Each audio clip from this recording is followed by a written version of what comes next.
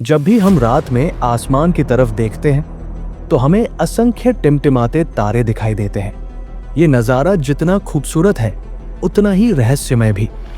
लेकिन जरा सोचिए, इन अनगिनत तारों के बीच हमारी पृथ्वी कहाँ है और आखिर ये किस बड़े परिवार का हिस्सा है?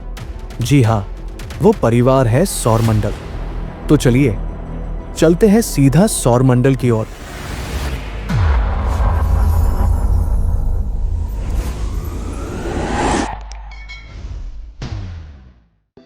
सौरमंडल सूर्य और उसके चारों ओर चक्कर लगाने वाले ग्रहों, उपग्रहों, धूमकेतुओं, क्षुद्र ग्रहों और अनगिनत धूल कणों का परिवार है।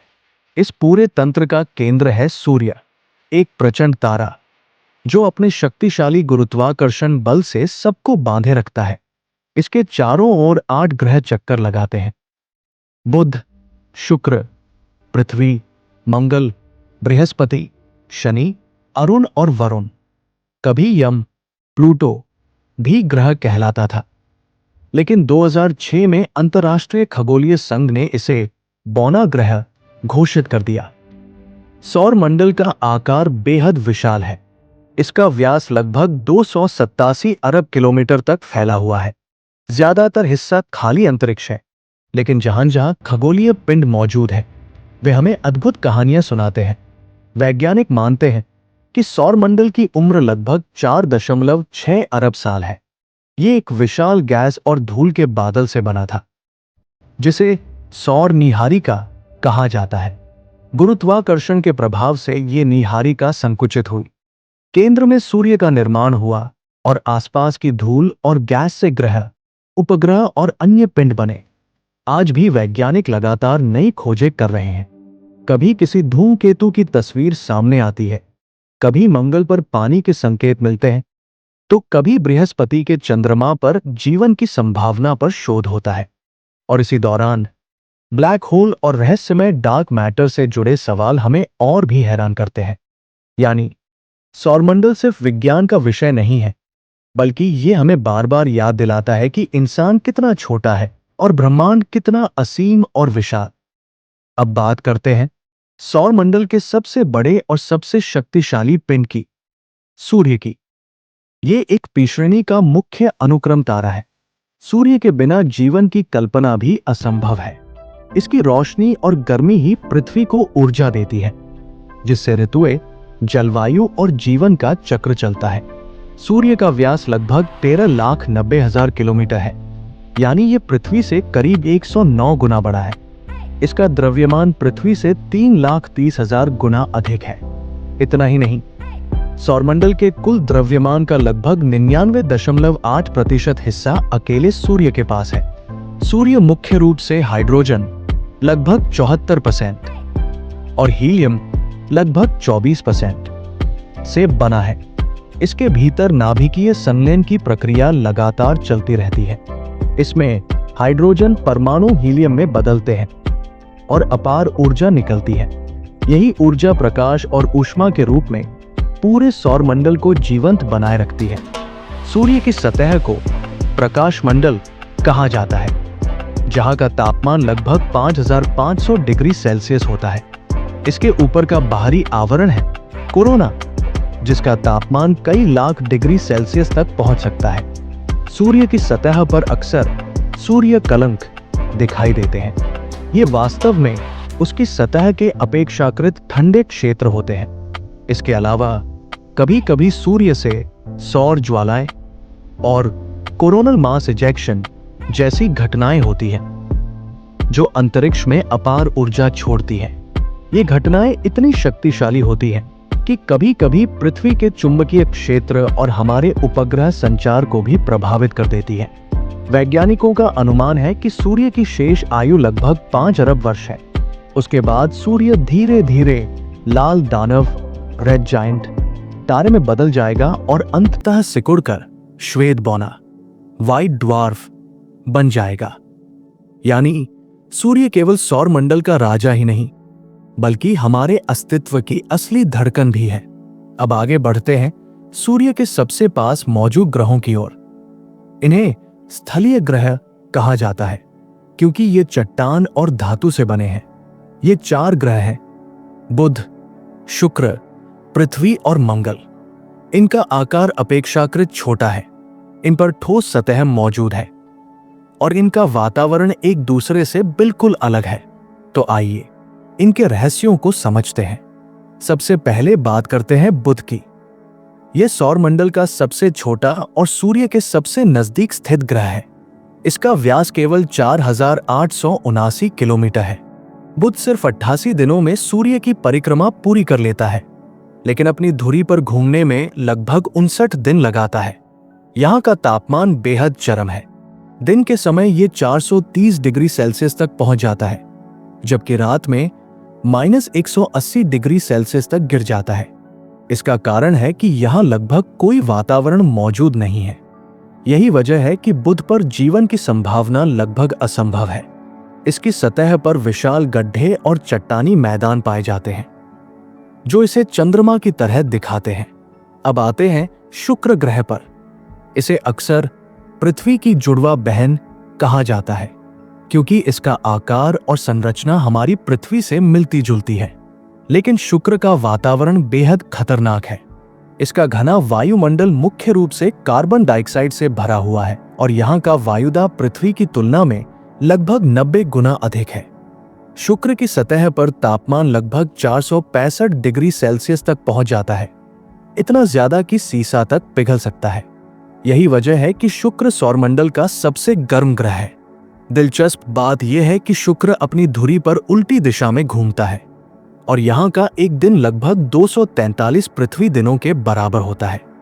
वैज्ञानिकों के लिए शुक्र एक रहस्य है, क्योंकि इसके बादलों में सूक्ष्म जीव जैसे जीवन के संकेत मिलने की संभावना जताई गई है। और अब बारी है हमारे अपने घर पृथ्वी की। यह सूर्य से तीसरा ग्रह है और अब तक ज्ञात ब्रह्मांड में जीवन को संजोने वाला एकमात्र स्थान है। यहाँ पानी, वायुमंडल और संतुलित तापमान मौजूद है, जो जीवन के लिए आदर्श परिस्थितियां प्रदान करते हैं। इसका व्यास लगभग 12,742 किलोमीटर है और ये सूर्य की परिक्रमा 365 दिन और 6 घंटे में पूरी करती है। पृथ्वी की धुरी का 23.5 डिग्री का झुकाव ही ऋतुओं का निर्माण करता है, जिससे हमें गर्मी, सर्दी, बरसात और पतझड़ जैसे अलग अलग मौसम मिलते हैं। पृथ्वी का वायुमंडल मुख्य रूप से नाइट्रोजन 78% और ऑक्सीजन 21% से बना है। यही वायुमंडल हमें सांस लेने योग्य हवा देता है और साथ ही हमारा चुंबकीय क्षेत्र हमें सूर्य से आने वाले खतरनाक विकिरण से बचाता है। पृथ्वी का एकमात्र उपग्रह चंद्रमा भी हमारे जीवन में महत्वपूर्ण भूमिका निभाता है। ये न केवल ज्वार भाटा को नियंत्रित करता है, बल्कि पृथ्वी की धुरी को स्थिर भी बनाए रखता है। अगर चंद्रमा न होता तो शायद पृथ्वी पर जीवन इतना संतुलित और स्थायी न रह पाता। अब बढ़ते हैं अगले ग्रह मंगल की ओर, जिसे लाल ग्रह कहा जाता है। इसकी सतह पर लोहे के ऑक्साइड की परत है, जो इसे लालिमा देती है। मंगल का व्यास लगभग 6,779 किलोमीटर है, यानी यह पृथ्वी के लगभग आधे आकार का है। मंगल का वातावरण बेहद पतला है और यह मुख्य रूप से कार्बन डाइऑक्साइड से बना है। यहाँ का तापमान भी बहुत चरम है। दिन में यह 20 डिग्री सेल्सियस तक पहुंच सकता है, जबकि रात में -120 डिग्री सेल्सियस तक गिर जाता है। मंगल की सतह पर हमें सौरमंडल का सबसे बड़ा ज्वालामुखी ओलंपस मॉन्स और सबसे गहरी घाटी वैलिस मैरिनारिस मिलती है। सबसे रोमांचक बात यह है कि यहाँ प्राचीन काल में तरल जल मौजूद था। आज भी इसके ध्रुवीय क्षेत्रों में बर्फ जमा हुई है। यही वजह है कि वैज्ञानिक लगातार रोवर और उपग्रह भेजकर यहाँ जीवन की संभावना खोज रहे हैं। अब आते हैं सौरमंडल के 4 दानव ग्रहों की ओर, जिन्हें गैस दानव और बर्फीले दानव कहा जाता है। ये हैं बृहस्पति, शनि, अरुण और वरुण। इनका आकार बहुत बड़ा है। इनकी सतह ठोस नहीं होती और इनके चारों ओर असंख्य उपग्रह और अद्भुत छल्ले पाए जाते हैं। सबसे पहले बात करते हैं बृहस्पति की। यह सौरमंडल का सबसे बड़ा ग्रह है। इसका व्यास लगभग 1,43,000 किलोमीटर है, यानी यह पृथ्वी से करीब 11 गुना बड़ा है। अकेले इसका द्रव्यमान सौरमंडल के सभी ग्रहों के कुल द्रव्यमान से 2.5 गुना अधिक है। बृहस्पति मुख्य रूप से हाइड्रोजन और हीलियम से बना है। इसकी सतह पर लगातार भयंकर तूफान और मोटे बादल चलते रहते हैं। इनमें सबसे प्रसिद्ध है महान लाल धब्बा, एक विशाल तूफान जो सदियों से सक्रिय है। बृहस्पति के अब तक लगभग 95 उपग्रह खोजे जा चुके हैं। इनमें से 4 सबसे बड़े और प्रसिद्ध हैं: आयो, यूरोपा, गैनीमीड और कैलिस्टो। खासकर यूरोपा वैज्ञानिकों के लिए रहस्य है, क्योंकि इसकी बर्फीली सतह के नीचे तरल जल का महासागर होने की संभावना है, और जहां पानी है वहां जीवन की उम्मीद भी है। अब आते हैं शनि पर, जिसे उसकी खूबसूरत छल्लों के कारण सौरमंडल का सबसे आकर्षक ग्रह माना जाता है। इसका व्यास लगभग 1,20,500 किलोमीटर है और इसका वातावरण भी हाइड्रोजन और हीलियम से बना है। शनि के छल्ले असंख्य बर्फ और धूल के कणों से बने हैं, जिनका विस्तार हजारों किलोमीटर तक फैला है। वैज्ञानिक मानते हैं कि ये छल्ले किसी टूटे हुए चंद्रमा या क्षुद्र ग्रह के अवशेष हो सकते हैं। शनि के लगभग 146 उपग्रह खोजे जा चुके हैं। इनमें सबसे बड़ा है टाइटन, जिसका घना वातावरण और तरल मीथेन की झीलें इसे जीवन की खोज के लिए सबसे आशाजनक स्थानों में से एक बनाती हैं। अब बारी है अरुण की। इसे बर्फीला दानव कहा जाता है। इसका व्यास लगभग 51,000 किलोमीटर है। इसकी सबसे अनोखी विशेषता यह है कि यह अपनी धुरी पर लगभग 98 डिग्री झुका हुआ है, यानी ये मानो लेटकर घूमता है। अरुण का रंग हल्का नीलाहरा दिखाई देता है। इसका कारण है इसके वातावरण में मौजूद मीथेन गैस, जो लाल प्रकाश को अवशोषित कर नीलाहरा प्रकाश परावर्तित करती है। अरुण के चारों ओर भी पतले छल्ले हैं और इसके लगभग 27 उपग्रह खोजे जा चुके हैं। इनमें टिटेनिया और ओबेरॉन प्रमुख हैं। अंत में आते हैं सौरमंडल के सबसे दूर के ग्रह वरुण पर। इसका व्यास लगभग 49,200 किलोमीटर है और यह सूर्य से लगभग 4.5 अरब किलोमीटर दूर स्थित है।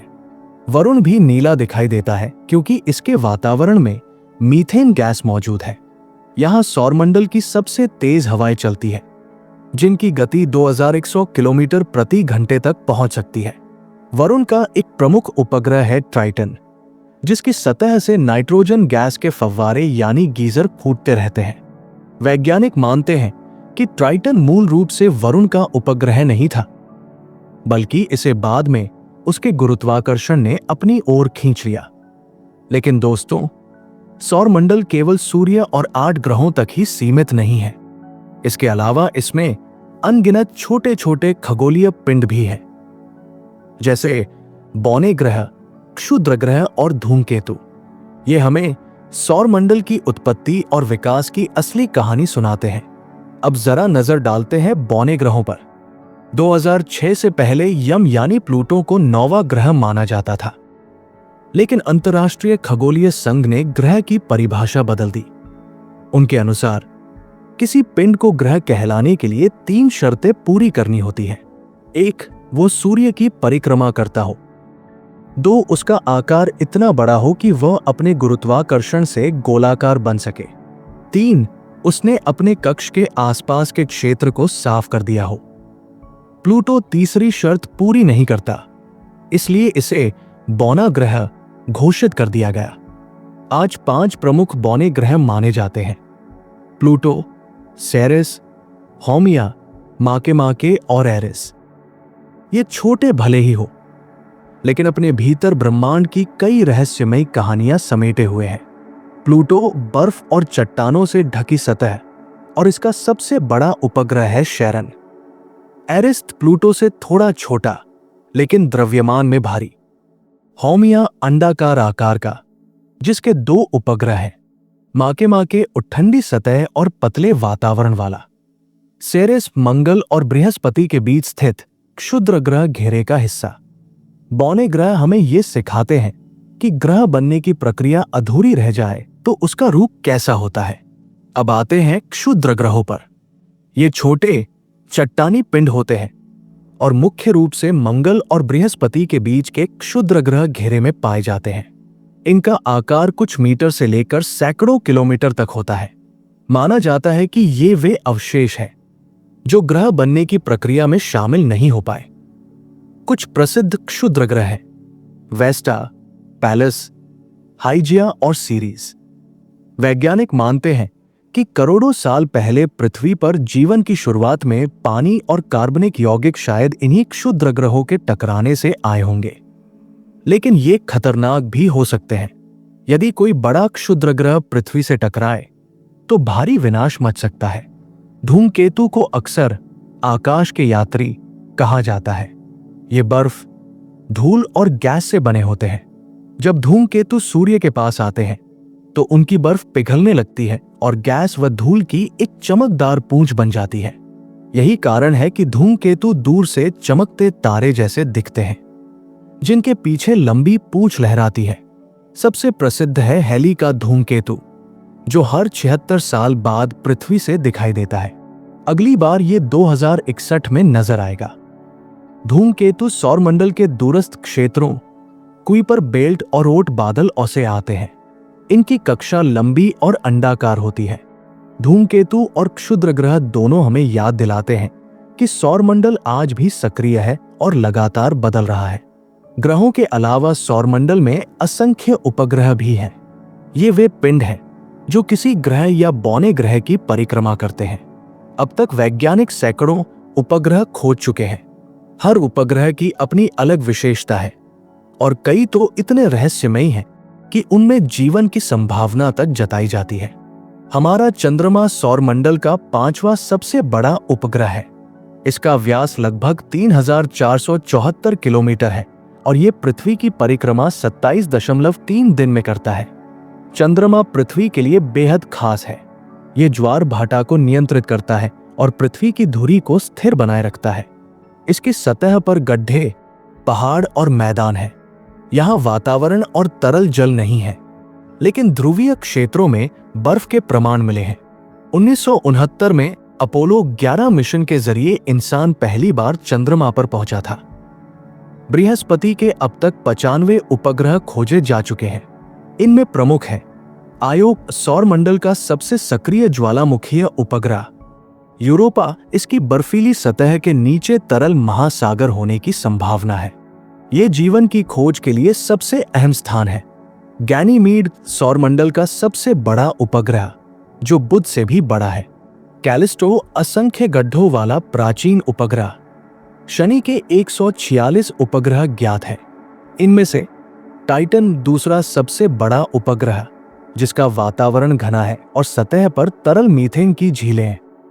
एनसेलाडस, छोटा लेकिन अद्भुत, जहां से बर्फ और पानी के फव्वारे निकलते हैं।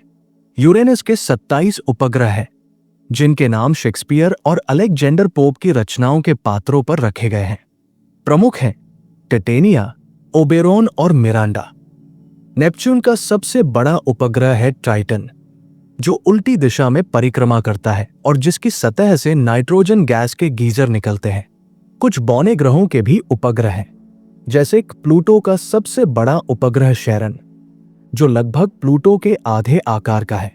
दोस्तों, सौरमंडल केवल ग्रहों और उपग्रहों का समूह नहीं है। यह रहस्यों और अद्भुत घटनाओं से भरा हुआ है। जितनी खोजें होती हैं, उतने ही नए सवाल उठते हैं। सबसे बड़ा सवाल है, क्या हम ब्रह्मांड में अकेले हैं? मंगल की सूखी नदियां और बर्फीले ध्रुव बताते हैं कि वहां कभी तरल जल रहा होगा। यूरोपा और एनसेलाडस जैसे उपग्रहों की बर्फीली परत के नीचे महासागर होने की संभावना है। टाइटन की मीथेन झीलें हमें ये सोचने पर मजबूर करती है कि जीवन केवल पानी पर ही आधारित न हो। सौरमंडल में अजीब मौसम की घटनाएं भी मिलती हैं। बृहस्पति का महान लाल धब्बा, एक विशाल तूफान जो सदियों से चल रहा है। शनि का षटभुजाकार तूफान, उत्तरी ध्रुव पर बना रहस्यमय चक्रवात। नेपच्यून पर सबसे तेज हवाएं, जिनकी गति 2100 किलोमीटर प्रति घंटा तक पहुंचती है। लगभग 6.5 करोड़ साल पहले एक विशाल क्षुद्र ग्रह ने पृथ्वी से टकराकर डायनासोर का अंत कर दिया था। यही वजह है कि आज भी नासा और अन्य एजेंसियां संभावित खतरनाक पिंडों पर निगरानी रखती हैं। मानवता ने सौर मंडल को समझने के लिए कई मिशन चलाए हैं। पहला वॉयेजर, और दूसरा जो अब तारों के बीच पहुंच चुके हैं, कैसिनी ह्यूजेंस पर, जिसने शनि और टाइटन के रहस्य खोले। जूनो अब बृहस्पति का अध्ययन कर रही है। मंगल रोवर मंगल पर जीवन के संकेत खोज रहे हैं। न्यू होराइजन्स, जिसने 2015 में प्लूटो की तस्वीरें भेजी। भविष्य भी रोमांचक है। आर्टेमिस प्रोग्राम, इंसानों की चंद्रमा पर वापसी।